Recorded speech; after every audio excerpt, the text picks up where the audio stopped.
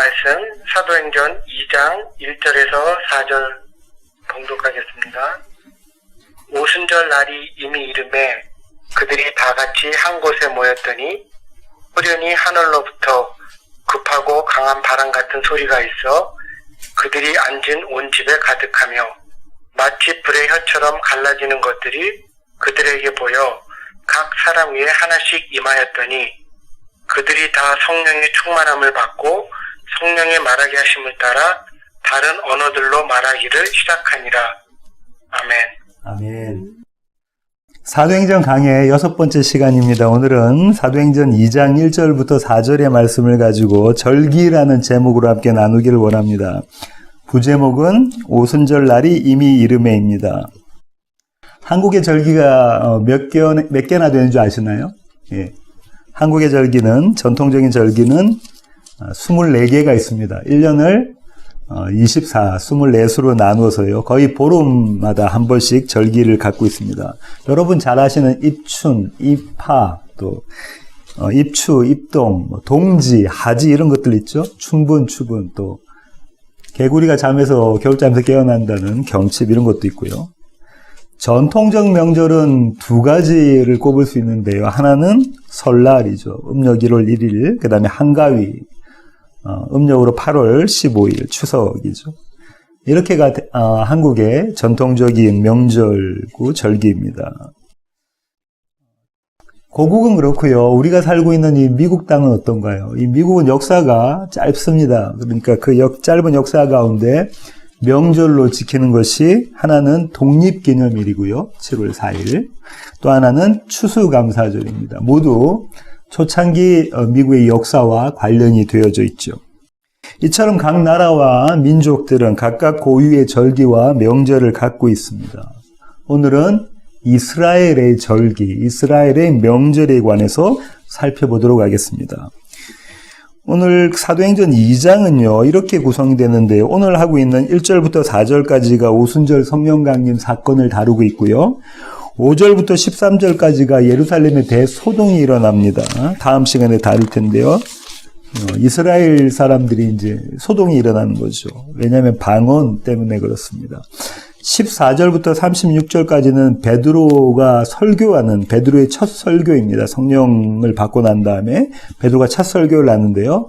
그 베드로의 설교의 내용이 뭐냐면 하나님의 약속, 그 선지자들의 예언이 성취되었다. 메시아가 오셨다. 그 주를 믿어라라는 거죠.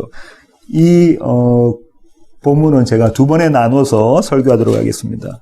그리고 37절부터 47절까지 이 베드로의 설교를 듣고 복음이 선포되어지는 그 복음을 듣고 이스라엘이 회복되는 참 이스라엘로 거듭나는 모습이죠. 다시 말하면 초대교회가 역사적으로 초대교회가 탄생하는 그런 모습입니다. 오늘 읽으신 이 본문은요. 우리 김경선 집사님이 읽으셨던 이 본문은 신학적 주제가 이런 것들이 있습니다. 먼저 교회의 출현에 관해서 이야기하고 있죠. 예, 여기서부터 교회가 생겨나고 있는데요. 누가복음과 사도행전은 시리즈라고 했죠. 시즌 1이 복음서 누가복음이고요. 시즌 2가 이 사도행전이라고 말씀드렸는데요. 공교롭게도 누가복음 2장에는 예수님의 탄생에 대한 에피소드가 들어가 있고요. 사도행전 2장에는 교회의 탄생, 성령 강림으로 인해서 시발되어져 있는 교회의 탄생에 관한 이야기가 들어가져 있습니다. 그래서 첫 번째 주제는 교회의 출현에 관한 것이고요. 두 번째는 성령 충만과 성령 침례에 관한 주제가 이 2장에 담겨져 있습니다. 쟁점 이슈가 있는데요. 이 신학적으로 논쟁이 아주 많이 되는 것들입니다. 성령 충만과 성령 침례는 동일한 것인가? 성령 충만과 성령 침례는 동일한 것인가? 성령 충만과 성령 침례는 모든 신자가 경험하는 것인가? 아니면 그렇지 않은가? 평생에 걸쳐서 단 한 번만 경험하는 것인가? 아니면 계속 지속적으로 경험하는 것인가? 이런 것들이 신학자들 간에 논쟁이 되고요. 또 성령 침례는 신자의 구원과 관련이 있는가? 성령 침례를 못 받으면 구원받지 못한 신자인가? 또 성령 침례의 결과로는 반드시 방언 은사를 사용하여야 하는가? 이런 것들이 신학자들 간에 논쟁이 되고 또 교단 간에서도 논쟁이 되는 겁니다. 결론부터 말씀드리자면은 오늘 이 본문에서 사용되어져 있는 성령 충만과 성령 침례는 동일한 것입니다. 모든 신약에 나와 있는, 신약 성경에 나와 있는 모든 부분에서 동일하다는 게 아니고요. 이 에피소드에서 나와져 있는 성령 충만과 성령 침례는 동일하다라는 것이고요. 여기에 대해서는 다음 시간에 자세히 살펴보도록 하겠습니다. 다시 오늘 본문으로 돌아오시면요. 에피소드의 배경이 이렇는데요. 1절입니다. 오순절 날이 이미 이름에 그들이 다 같이 한 곳에 모였더니, 시간적 배경이 언제이죠? 예, 오순절이고요. 이스라엘의 절기죠. 공간적 배경은 어디입니까? 예, 우리가 알고 있다시피 예루살렘 성 안에 있습니다. 예루살렘이고요. 등장인물은 누가 나오냐면 12사도들, 마띠아를 포함한 12사도들, 또 예수님의 가족들과 여인들, 그게 다 포함해서 한 120명 정도가 모였다고 하죠. 등장인물이 이렇습니다. 그 다음부터 2절부터 3절까지는 성령 강림에 대한 이야기를 하고 있는데요. 이 성령 강림은 초자연적인 현상입니다. 거기에 모인 사람들은 시청각으로 이 모든 경험을 합니다. 먼저 청각적인 경험이 있는데요. 2절 한번 보실까요? 홀연히 하늘로부터 급하고 강한 바람 같은 소리가 있어 그들이 앉은 온 집에 가득하며, 소리가 있었다고 하죠. 어떤 소리요? 바람 같은 소리. 출처는 어디입니까? 하늘로부터 내려왔다라고 이야기합니다. 하늘로부터 내려왔다. 성경에는 이 바람 같은 소리에 대해서 여러 군데서 나오는데요. 한 군데만 찾아보죠. 열왕기상 19장 11절부터 12절입니다. 11절부터 12절. 여호와께서 이르시되 너는 나가서 여호와 앞에서 산에 서라 하시니, 여호와께서 지나가시는데 여호와 앞에 크고 강한 바람이 산을 가르고 바위를 부수나 바람 가운데 여호와께서 계시지 아니하며, 바람 후에 지진이 있으나 지진 가운데에도 여호와께서 계시지 아니하며, 또 지진 후에 불이 있으나 불 가운데도 여호와께서 계시지 아니하더니 불 후에 세미한 소리가 있는지라. 어떤 상황 가운데 이 얘기가 나왔냐면, 엘리야가 갈멜산에서 바알의 선지자들과 바알의 제사장들과 한판 전쟁을 붙고 나잖아요. 그러고 난 다음에 이사벨이, 그 왕비가 자기를 죽이려고 하자 도망쳐 나옵니다. 그리고 주님, 제 목숨을 그냥 지금 가져가세요. 제가 그렇게 하는 게 낫겠습니다라고 하나님 앞에 탄식하고 하나님 앞에 절규하는 모습인데, 주님께서 먹을 걸 갖다 주시면서 그를 일으키시죠. 그를 일으키십니다. 그러고 난 다음에 지금 이 구절이 나옵니다. 바람 같은 소리, 그 다음에 불 같은 모습이 등장하고 있죠. 다시 말하면 뭘 이야기하고 있는 거냐면 하나님의 임재와 그분의 일하심. 이제 하나님께서 엘리야 가운데 일하시는 모습이 등장하거든요. 하나님의 임재와 그분의 일하심에 관한 이야기가 나온 거죠. 사도행전 오늘 본문인 2장 3절을 보시면 여기서는 시각적 경험이 나오는데요. 사도행전 2장 3절입니다. 제가 한번 읽어보겠습니다. 마치 불의 혀처럼 갈라지는 것들이 그들에게 보여 각 사람 위에 하나씩 임하여 있더니, 불이 혀처럼 갈라진다는 거죠. 그러니까 이렇게 두 조각이 아니고요. 각 사람마다 불이 이렇게 내려가는 모습인 거죠. 여러 갈래로 갈라져 있는 모습입니다. 역시 출처는 우리가 짐작하건대 하늘로부터 내려온 불이겠죠. 출애굽기 19장 18절 한번 보실까요? 출애굽기 19장 18절입니다. 찾으셨으면 제가 한번 읽어보겠습니다. 시내산의 연기가 자욱하니 여호와께서 불 가운데서 거기에 강림하심이라. 그 연기가 온기가마 연기가 짙어오르고 온 산이 크게 진동하며. 연기가 자욱하고 불 가운데서 여호와께서 강림하시는, 그게 불이 뭘 가리키는 거냐면 여호와의 임재, 여호와가 오심, 그것을 가리키는 것이 이 불에 대한 거죠. 바람과 같은 모습이었습니다. 그죠? 에스겔 1장 13절 한번 보실까요? 에스겔 1장 13절입니다. 에스겔 1장 13절. 여기에 있는 모습은 오늘 그 사도행전에 나와 있는 모습과 아주 유사한데요. 또 생물들의 모양은 타는 숯불과 횃불 모양 같은데 그 불이 그 생물 사이에서 오르락 내리락 하며 그 불은 광채가 있고 그 가운데에는 번개가 나며 그 생물들은 번개의 모양같이 왕래하더라. 불이 있는데 숯불과 불 같은 것들이 있는데 그 불이 생물 사이에서 오르락 내리락 하고 있는 모습이죠. 예, 그렇습니다. 무엇 이야기하고 있냐면 하나님의 일하심, 하나님의 임재와 하나님의 일하심에 대한 것을 이야기하고 있습니다. 공이 그렇다는 거죠. 소리와 불은 그 이야기를 하고 있는 겁니다. 구약에 전체적으로 지금 제가 다 찾아보진 않았는데 여러 군데를 보면 이 소리와 불은 하나님의 임재, 다시 말하면 하나님의 현현과 하나님의 심판에 대한 이야기, 그 다음에 하나님의 구원에 대한 이야기를 할 때 이 자연적, 초자연적 현상이 등장합니다. 여기까지가 2절부터 3절까지 살펴봤는데요. 성령의 강림, 성령이 내려오심, 그들 가운데 내려오심에 관한 이야기였고요. 4절을 보시면 성령 충만과 방언에 대한 이야기가 나옵니다. 4절을 제가 한번 읽어보겠습니다. 그들이 다 성령의 충만함을 받고 성령이 말하게 하심을 따라 다른 언어들로 말하기를 시작하니라. 그들이 무엇을 받았다고요? 성령의 충만함을 받았다라고 하죠. 성령의 충만함을 받았다. 이 성령 충만은 이미 약속이 되어져 있었습니다. 그렇죠? 예, 약속이 되어져 있습니다. 누가복음 3장 16절 가보실까요? 누가복음 3장 16절입니다. 요한이 모든 사람에게 대답하여 이르되 나는 물론 너에게 침례를 베풀거니와 나보다 능력이 많으신 이가 오시나니 나는 그의 신발끈을 풀기도 감당치 못하겠노라. 그는 성령과 불로 너에게 침례를 베풀 것이요. 나보다 능력이 많으신 분이 오실 텐데 그는 무엇으로 침례를 베푼다고요? 성령과 불로 침례를 베풀 것이다. 다음 시간에 나누겠지만 다음과 그 다음 시간 또 그 다음 시간에 나누겠지만 이 성령 침례가 일어나는 모습이잖아요. 그것이 사도행전 1장 4절부터 5절까지 이미 우리가 살펴봤던 이 구절에 주님께서 승천하시면서 약속하셨던 그 약속이 성취되는 장면입니다. 4절입니다. 사도와 함께 모이사 그들에게 분부하여 이르시되 예루살렘을 떠나지 말고 내게서 들은 바 아버지께서 약속하신 것을 기다리라.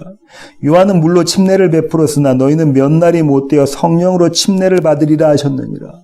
이 침례를 지금 이 120명의 성도들이 받고 있는 장면이죠. 근데 성령, 이 침례에 대해서 지금 누가는 이 구절에서는 성령 침례라고 이야기하지 않고 성령 충만을 받았다라고 이야기하고 있죠. 그러니까 지금 이 본문에서는 성령 충만과 성령 침례가 동일한 의미로 사용되어진 것입니다. 예수님은 어떻게 사역하셨냐면요. 제가 찾아보진 않겠지만 지금까지 우리가 마태복음을 살펴봤으니까 예수님은 사역하실 때 성령이 충만해서 성령의 인도하심에 따라 성령의 능력으로 성령의 기름 부음을 받고서 이런 여러 가지 표현들을 하시면서 예수님은 예수님의 사역을 감당하셨습니다. 이제 그분은 하늘로 승천하셨고요. 그분의 제자들에게 이 동일한 성령을 주심으로 그들이 이런 사역을 감당할 수 있도록 만들어 가시는 것이죠. 그렇게 성령 충만함을 받고 난 다음에 이들이 방언을 합니다. 이 방언을 지금 뭐라고 이야기하고 있냐면 다른 언어들로 말하고 있다. 이 다른 언어라는 것은요, 천상의 언어 이렇게 해석하시면 안 되고요. 미국어, 영어, 그 다음에 스페인어, 한국어, 중국어, 일본어 이런 것들처럼 서로 다른 언어들을 지금 이야기하고 있다는 겁니다. 왜냐하면 이들이 이런 언어들을 익히지 않았음에도 불구하고 이 언어들로 이야기하고 있다고 이야기하는 거죠. 성령의 말하게 하심을 따라 이렇게 이야기했다고 누가는 이야기하고 있습니다. 이들이 방언을 한 것이 다른 나라 말로요, 다른 나라 언어로 이야기한 것이 누구의 인도하심에 따라서요, 누구의 능력을 따라서요, 성령이 그렇게 말하게 하시니까 그들이 어쩔 수 없이 그 이야기를, 그 말을 하더라는 겁니다. 그 말을 하더라는 거죠. 하나님을 예배하는 모습, 복음을 선언하는 모습이 여기 담겨져 있죠. 하나님의 통치하심, 하나님의 다스리심의 결과가 이것이라는 겁니다. 신학적 논쟁이 아주 많은 부분이라고 앞서 말씀드렸고요. 다음 시간에 좀 더 자세히 이 부분에 대해서는 살펴보도록 하겠습니다. 이렇게까지가 오늘 본문의 내용입니다. 1절부터 4절까지 짧은 본문의 내용인데요. 제가 관심 있는 구절은 1절 상반절입니다. 오순절 날이 이미 이름에, 오순절 날이 이미 이름에. 오늘 설교 제목이 절기인데요. 이 이스라엘의 3대 절기가 무교절, 6월절이라고도 하죠. 맥추절, 77절, 오순절이라고도 부르고요. 그 다음에 수장절, 초막절이라고 부르는 이 3대 절기가 있습니다. 출애굽기 23장 14절부터 17절은 적어두시고요. 출애굽기 23장 14절부터 17절. 오늘 찾아볼 것은 같은 내용인 출애굽기 34장 18절부터 24절입니다. 출애굽기 34장으로 가시겠습니다.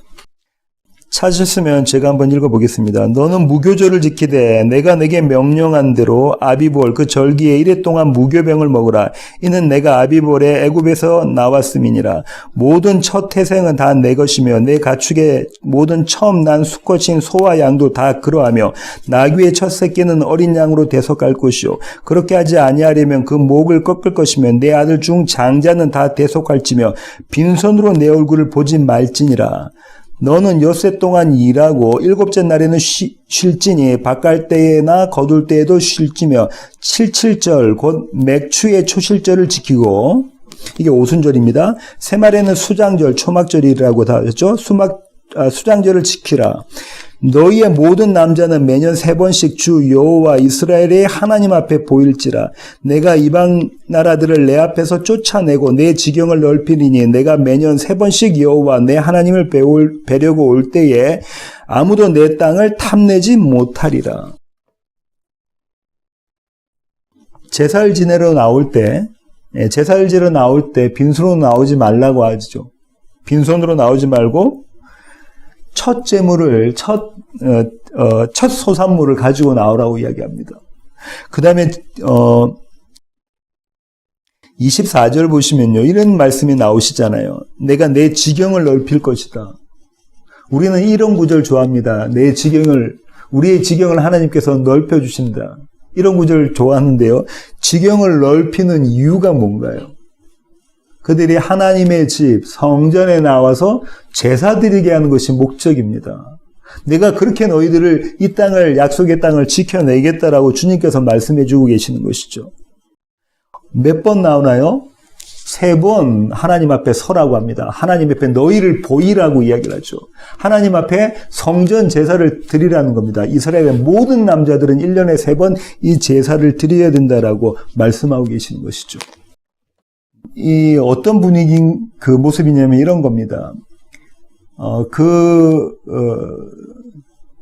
로마부터 시작해서 그 주위에 또 소아시아에는 터키 이런 쪽, 그 다음에 그 주위에는 여러 나라들의 이민가 있는 유대인들조차도 다 어떻게 하라는 거죠? 이 3대 절기가 되면 여호와의 집 예루살렘 성전으로 모이라는 겁니다.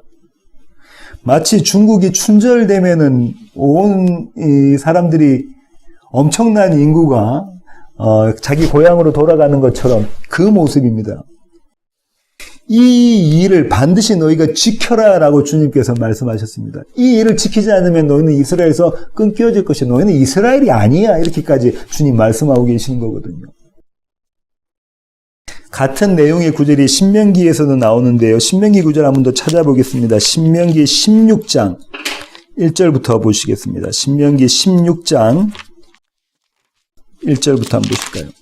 절기를 우리가 바르게 또 확실히 알아둘 필요가 있기 때문에 여러 번 찾아봅니다. 신명기 16장 1절부터 보시겠습니다. 아비볼을 지켜 내 하나님 여호와께 유월절을 행하라. 이는 아비볼에 내 하나님 여호와께서 밤에 너를 애굽에서 인도하여 내셨습니다. 이스라엘의 종교력으로는요, 이 6월절이 들어가 있는 이 달이 1월입니다. 정월입니다. 지금 저와 여러분이 쓰고 있는 이 달력이 아니고 이스라엘의 종교력으로는 이 날이 1월입니다. 그때부터 너희는 이제 너희의 역사 이스라엘이 시작됐다라는 걸 말씀하고 계시는 거죠. 2절 여호와께서 자기의 이름을 두시려고 택하신 곳에서 소와 양으로 내 하나님 여호와께 유월절 제사를 드리되 유교병을 그것과 함께 먹지 말고 이래 동안은 무교병 곧 고난의 떡을 그것과 함께 먹으라. 이는 내가 애굽 땅에서 급히 나왔음이니 이같이 행하여 내 평생에 항상 내 애굽 땅에서 나온 날을 기억할 것이니라. 자, 여기서 이제 이스라엘 절기에 세 가지가 있다는데 첫 번째 절기가 무교절이라고 그랬잖아요. 그 무교절의 시작이 이 유월절입니다. 유월절 어린 양, 그 다음에 무교병을 먹는 걸로 시작해서 일주일간 이 무교절 절기를 지키는 것이죠. 애굽 땅에서 구원내신 그 여호와 하나님을 기억하라, 너희의 구원을 기억하라는 것이 이 절기의 목적입니다. 8절 너는 엿새 동안 무교병을 먹고 일곱째 날에 내 하나님 여호와 앞에 성회로 모이고 일하지 말지니, 이날은 안식일이니까 일하지 말아야 되죠. 7주를 셀지니 곡식에 낫을 대는 첫날부터 7주를 세어 내 하나님 여호와 앞에 77절 오순절입니다. 77절을 지키되 내 하나님 여호와께서 내게 복을 주신 대로 내 힘을 헤아려 자원하는 예물을 드리고, 어떻게 드리죠? 힘대로 자원하는 예물을 드리라고 합니다. 힘대로 자원하는 예물을 드려라. 12절 너는 애굽에서 종되었던 것을 기억하고 이 규례를 지켜 행할지니라. 13절 여기까지가 오순절이고요. 6월절 우리가 무교절 살펴봤고요. 그 다음 오순절이고요. 그 다음부터 이제 수장절입니다. 초막절. 13절 너희 타작마당과 포도주 틀에 소출을 거두어 드린 후에 이래 동안 초막절을 지킬 것이요 절기를 지킬 때에는 너와 내 자녀와 노비와 내 성중에 거주하는 레위인과 객과 고아와 과부와 함께 즐거워하되 내 하나님 여호와께서 택하신 곳에서 너는 이래 동안 내 하나님 여호와 앞에서 절기를 지키고 내 하나님 여호와께서 내 모든 소출과 내 손으로 행한 모든 일에 복 주실 것이니 너는 온전히 즐거워할지니라. 이 초막절 수장절에는 이제 모든 거둔 것, 포도하고 이게 모든 거둔 것을 다 이제 창고에 집어넣거든요. 하나님이 우리에게 이렇게 추수하게 해주셨으니까 우리가 너무 감사하다.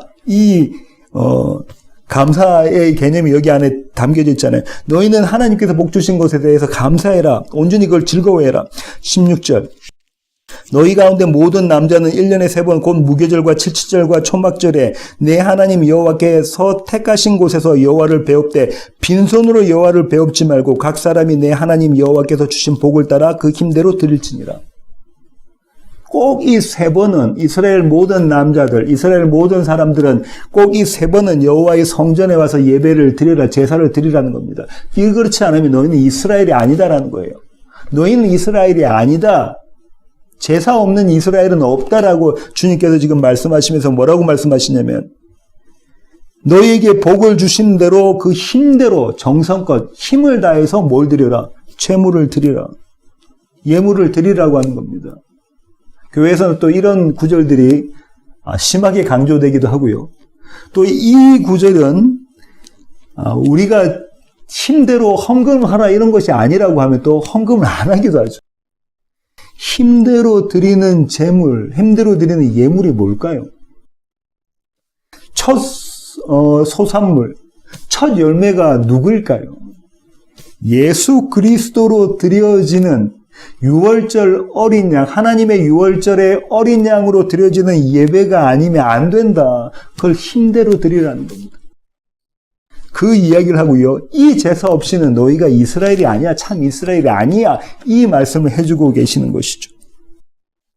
그러니까 이 오순절의 의미는 단순히 추수가 되었다고 그거를 감사해서 드리는 우리가 지금 지키고 있는 추수감사절. 그 다음 미국에서 지키고 있는 땡스기빙 데이 이런 거하고는 의미가 똑같지 않습니다. 다릅니다. 물론 감사의 의미가 담겨져 있지만 그 감사가 어떤 감사냐면 이 절기 모두가 하나님의 구원에 대한 감사가 여기 안에 담겨져 있는 것이죠. 이렇게 한번 생각해 볼게요. 이스라엘 사람들은 이 구절들을 어떻게 해석했는가 하고 이 구절이 참으로 우리에게 이야기하고 있는 교회에게 말하고 있는 참 의미는 무엇인가 이걸 한번 대조해서 비교해서 한번 살펴보겠습니다. 레위기 23장 1절로 한번 가보실까요? 레위기 23장 1절로 4절. 여호와께서 모세에게 말씀하여 이르시되 이스라엘 자손에게 말하여 이르라. 이것이 나의 절기들이니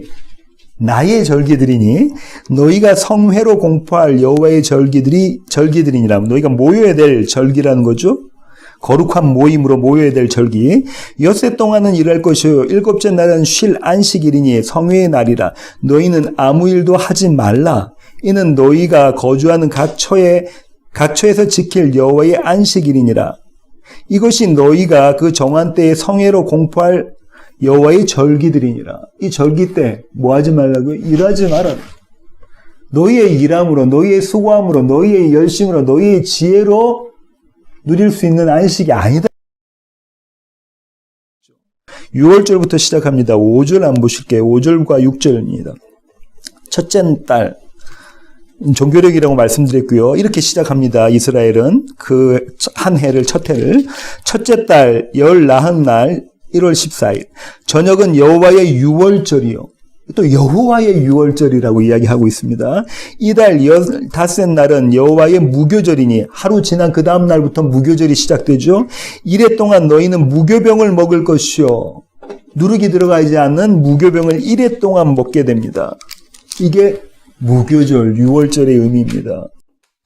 그렇죠? 그러면 자 보십시오. 예루살렘 성전에, 시온산이 있는 예루살렘 성전에 이들이 이 유월절 제사를 지내고 무교절을 지켰겠죠. 유월절 제사를 지내고 무교절을 지켰습니다. 흠없고 또 부정타지 않은 순전한 어린 양을 잡아서 유월절 제물로 잡았겠죠. 그래서 제사를 드렸고 온 이스라엘이 나누어 먹었을 겁니다.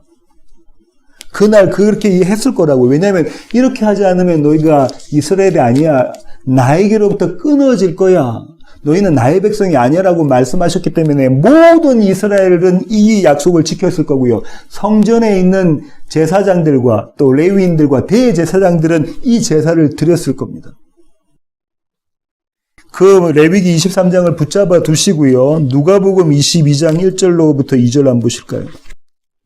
시즌 1으로 가겠습니다. 누가복음 22장. 6월절이라 하는 무교절이 다가오매. 여기에서 이 구절 읽으면서 이런 생각이 들으셔야 되는데요. 이 6월절과 무교절이 그들에게는 어떤 의미로 하나님께서 주셨다 하는 개념을 우리가 지금까지 살펴봤으니까요. 그들의 구원에 관한 것이잖아요. 대제사장들과 서기관들이 예수를 무슨 방도로 죽일까 궁리하니 이는 그들이 백성을 두려워합니다. 예수를 죽일까 궁리하고 있는 모습입니다. 같은 누가복음 22장 15절부터 16절 보실까요? 15절부터 16절. 이르시되 내가 고난을 받기 전에 너희와 함께 이 유월절 먹기를 원하노라. 내가 너희에게 이르노니 이 유월절이 하나님의 나라에서 이루기까지 다시 먹지 아니하리라 하시고, 주님은 당신이 유월절 어린 양임을 이렇게 보여주고 계신다. 그죠? 23장이네요. 23장 44절부터 46절. 때가 제6시쯤 되어 해가 빛을 잃고 온 땅에 어둠이 임하여 제9시까지 계속하며 성소의 휘장이 한가운데가 찢어지더라. 예수께서 큰 소리로 불러 이르시되 아버지 내 영혼을 아버지 손에 부탁하나이다 하고 이 말씀을 하신 후 숨지시니라. 이렇게 유월절 어린 양이 하나님 앞에 산 제사로 드려지는 모습이었습니다. 이 두 그림이 지금 대조가 되시죠? 예루살렘 성전 안에서 드려지는 그들의 유월절 제사와 하나님의 유월절의 제사. 그래서 지금 레위기와 계속해서 모세오경에서는 뭐라고 지금 이야기하고 있냐면 이렇게 이야기했습니다. 여호와의 유월절. 여호와의 유월절. 그렇게 이야기하고 있죠. 그 다음에 다시 레위기 23장으로 오셔서요. 10절부터 14절 한번 보실까요? 9절부터 보겠습니다. 여호와께서 모세에게 말씀하여 이르시되 이스라엘 자손에게 말하여 이르라. 너희는 내가 너희에게 주는 땅에 들어가서 너희의 곡물을 거둘 때에 너희의 곡물의 첫 이삭 한 단을 제사장에게로 가져갈 것이요 제사장은 너희를 위하여 그 단을 여호와 앞에 기쁘게 받으심이 되도록 흔들되 안식일 이튿날에 흔들 것이며 너희가 그 단을 흔드는 날에 1년 되고 흠없는 수장을 여호와께 번제로 드리고 그 소재로 기름 섞은 고운 가루 10분의 2 에바를 여호와께 드려 화제로 삼아 향기로운 냄새가 되게 하고 전제로는 포도주 4분의 1 흰을 쓸 것이며 너희 하나님께 예물을 가져오는 그날까지 떡이든지 볶은 곡식이든지 생이삭이든지 먹지 말지니 이는 너희가 거주하는 각 처에서 대대로 지킬 영원한 규례니라. 무슨 이야기하고 있냐면 이게 지금 초실절 이야기하고 있습니다. 초실절이 언제라고요? 6월절을 지난 안식일. 6월절을 지난 안식일 그 다음 날입니다. 주일이죠. 주일. 예수님이 부활하신 그 부활절을 이야기하고 있습니다. 예수님이 부활하신 그 부활절을 이야기하고 있죠. 뭐라고 합니까? 밭에 나가서 첫 이삭 나온 그 이삭을 가져다가 가장 좋아 보이는 그 첫 이삭을 가져다가 성전에 와서 제사장이 어떻게 하라죠? 하나님을 보면서 하늘을 보면서 그 첫 이삭을 어떻게 하라고요? 흔들면서 요제를 지내라. 흔들면서 요제를 지내라. 이것이 하나님 앞에 하나님을 기쁘시게 하고 하나님을 즐겁게 하고 하나님께 향기 나는 제사입니다. 라고 그렇게 제사를 지내라고 하는 거죠. 그 첫 예물이 어떤 거였습니까? 마태와 마가와 누가는 그 첫 제사가 그 첫 초실절이 뭐라고 하죠? 첫 열매가 되신 예수 그리스도의 부활을 담고 있다고 말씀하고 있죠. 그것이 부활절에 대한 관한 것입니다. 그 다음에요, 레위기 24장 같이, 23장 15절부터 21절 보실까요? 오순절 이야기가 나오는데요. 15절부터 보시겠습니다. 안식일 이튿날 곧 너희가 요제로 곡식단을 가져온 날부터 이게 초실절입니다. 예수님의 부활절. 7 안식일에 수요일을 채우고 7 안식일 이튿날까지 합하여 50일을 계수하여 새 소재를 여호와께 드리되 17절 하반절 이는 첫 요제로 여호와께 드리는 것이며 너희는 또 이 떡과 함께 1년 된 흠없는 어린 양 7마리와 어린 수소 1마리와 수장 2마리를 드리되 이것들을 그 소제로 그 전제물과 함께 여호와께 드려서 번제로 삼을지니 이는 화제라 여호와께 향기로운 냄새며 그 다음에 속죄제 나오고 화목제사도 계속해서 나오고 있습니다. 21절 이날에 너희는 너희 중에 성회를 공포하고 어떤 노동도 하지 말지니 어떤 노동도 하지 말아라. 이게 오순절입니다. 오순절은 어떤 거라고요? 그 초실절 때 첫 이삭을 가져왔던 그 밭에 가서 첫 열매가 나온 그 열매를 하나님 앞에 다시 한번 흔들면서 제사를 드리면서 하나님 이것이 첫 열매입니다 하는 거죠. 이것은 무엇을 이야기하는 거냐면 풍성한 수확, 하나님이 채워주심, 하나님이 베풀어 주심에 대한 감사의 절기라는 것이죠. 이 오순절이 이런 의미를 갖고 있는데요. 이렇게 보시면 이렇습니다. 오순절은 수확의 첫 열매를 하나님께 바치는 거죠. 이들이 노력한 첫 열매를 바치는 겁니다. 이들이 힘을 쓴 첫 열매를 바치는 겁니다. 물론 이들은 어떻게 이야기하냐면 하나님의 은혜로 이 수확을 얻었습니다라고 고백을 합니다. 왜냐하면 이른 비와 늦은 비가 있어야지만 이 수확을 얻을 수 있기 때문에 그렇죠. 하지만 이들의 공로가 들어가 있는 것 중에서 그 첫 예물을 하나님께 올려드리는 겁니다. 첫 수확물을. 아직도 우리의 열심으로 드려지는 예배, 아직도 우리의 열심으로 드려지는 헌신, 아직도 우리의 열심으로 드려지는 모든 사역이 이 모습입니다. 이 모습이라고.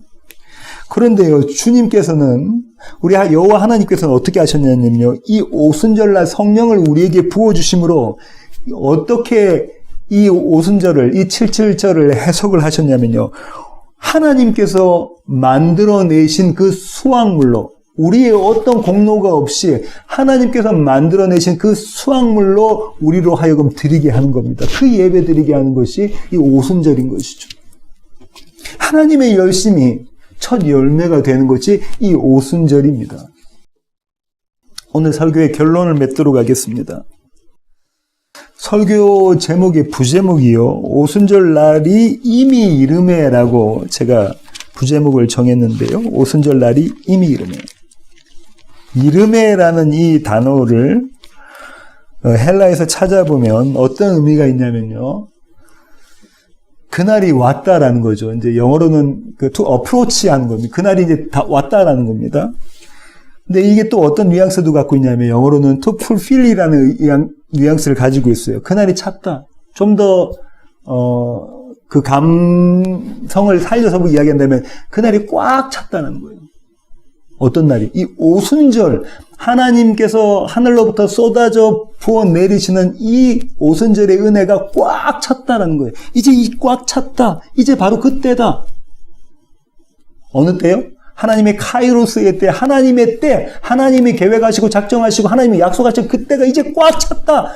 이게 오순절의 의미입니다. 근데 그날이 무슨 날입니까? 예수 그리스도께서 약속하시고 구약에서 여러 선지자들이 하나님의 입술을 그들의 입술을 빌려 하나님께서 약속하셨던 무엇을 주신 날?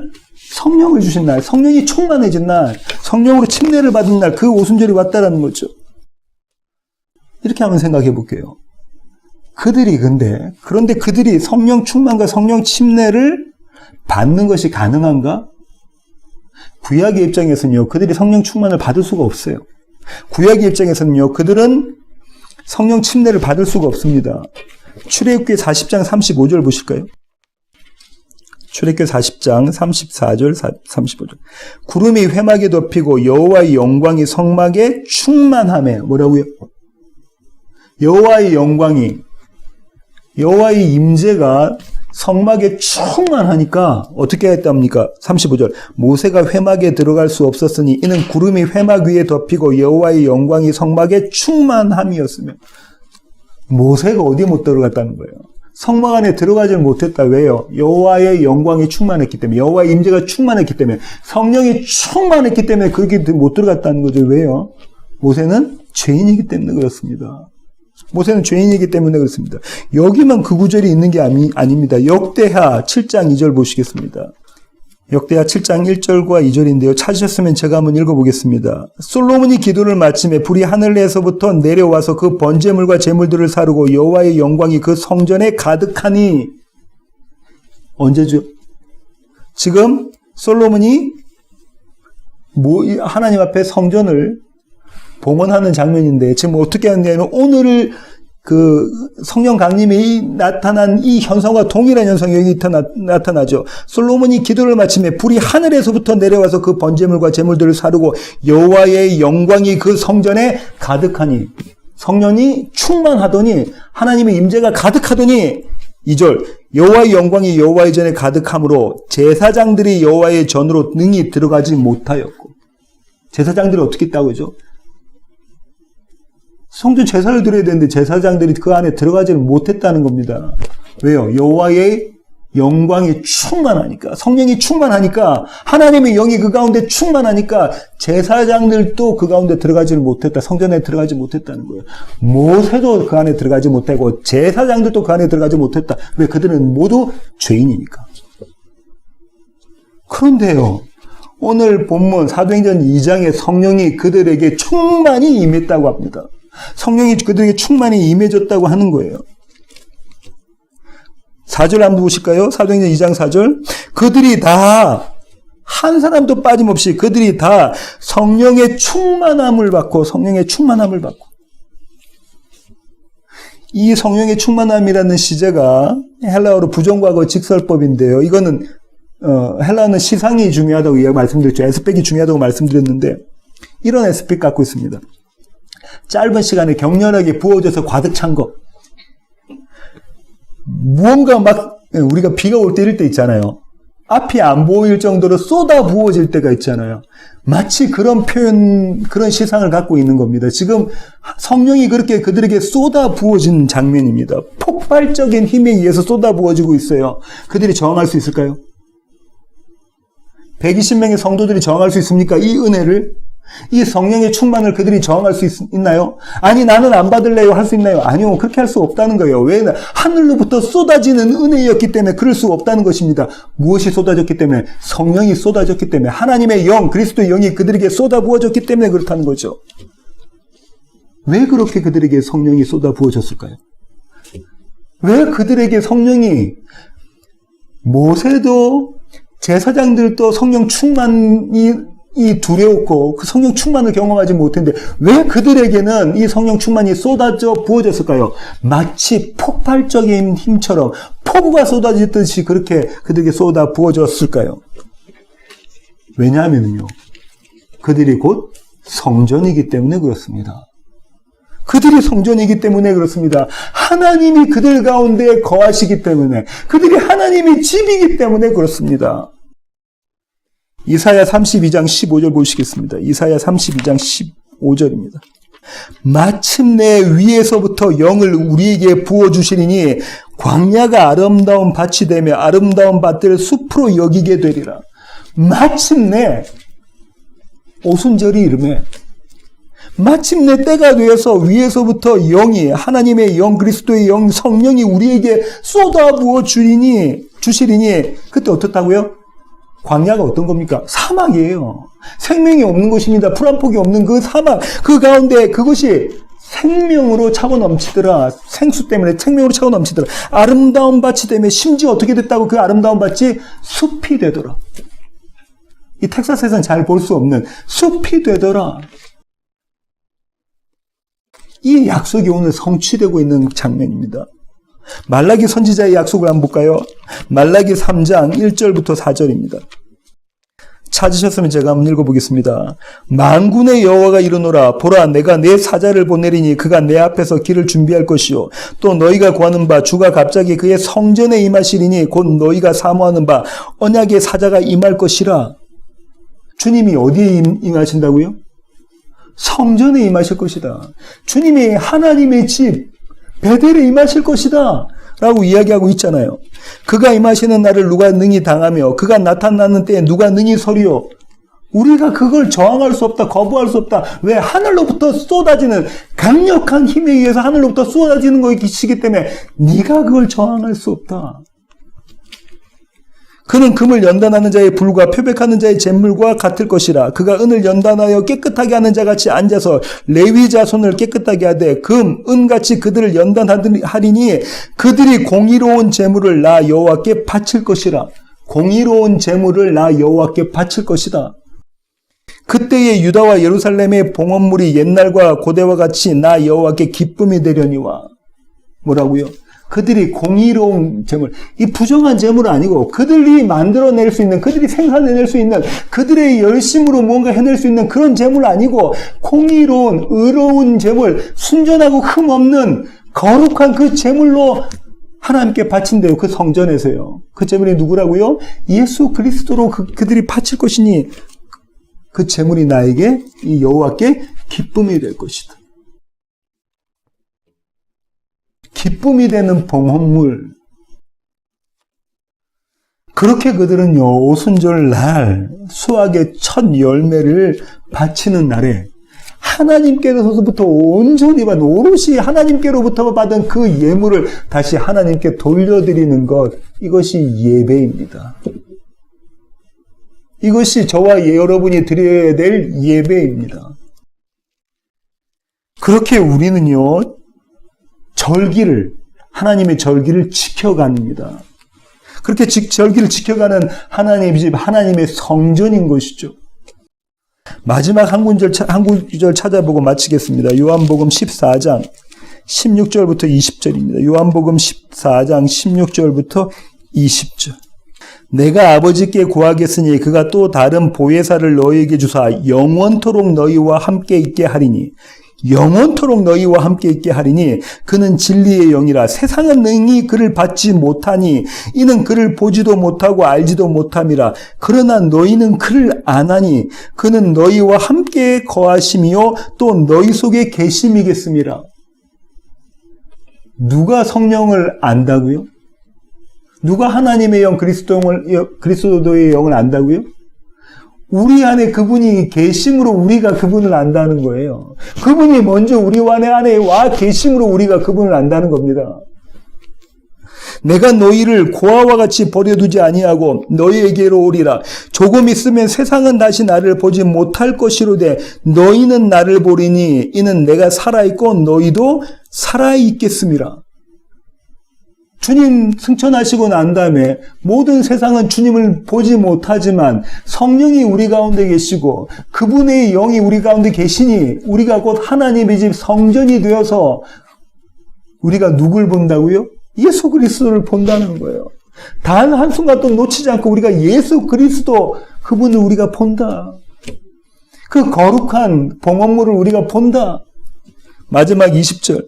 그날에는 내가 아버지 안에 너희가 내 안에 내가 너희 안에 있는 것을 너희가 알리라. 성령 충만 성령 침례를 경험한 그날에는 어떻다고요? 아버지가 예수 그리스도 안에 계시고 예수 그리스도가 아버지 안에 계시는 성부와 성자와 성령의 그 삼위일체 하나님의 연합, 그 신적인 연합 가운데 우리가 참여해서 동참해서 우리도 그분들과 함께 그 하나님 한 분 하나님과 함께 같이 있다. 삼위 하나님과 함께 같이 있는 것을 우리가 안다는 거예요. 우리가 경험한다는 겁니다. 우리가 매일매일 그걸 누린다는 거예요. 이것이 하나님의 집 성전.